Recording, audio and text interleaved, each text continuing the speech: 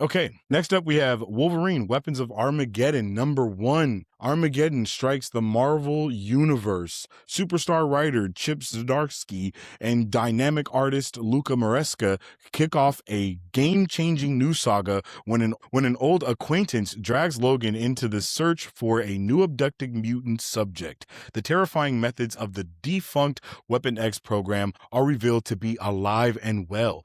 As Wolverine follows the scent of the feral Tyler and the scent of his own trauma, finds himself in a deadly race against super soldier creation corporation called Prime Warrior, which has just hired a very familiar face, the fully armed and upgraded Nuke.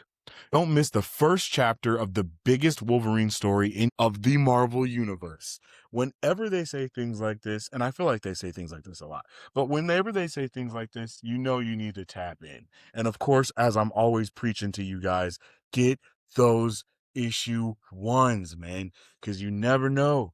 You never know. And the way that Marvel and the MCU have been working lately, not you don't be surprised if you see some elements of this get, sprinkled somewhere, because that's how Marvel likes to do it nowadays. If you look at what they did with the Thunderbolts comic, that Thunderbolts comic that they came out with, they did the full asterisk thing like they did with the actual movie, right? And now it was like it has no canonicity to each other, but it's still, they're still doing those small things to be like, hey, if you watch the movie, you're gonna know a little bit of what's going on here.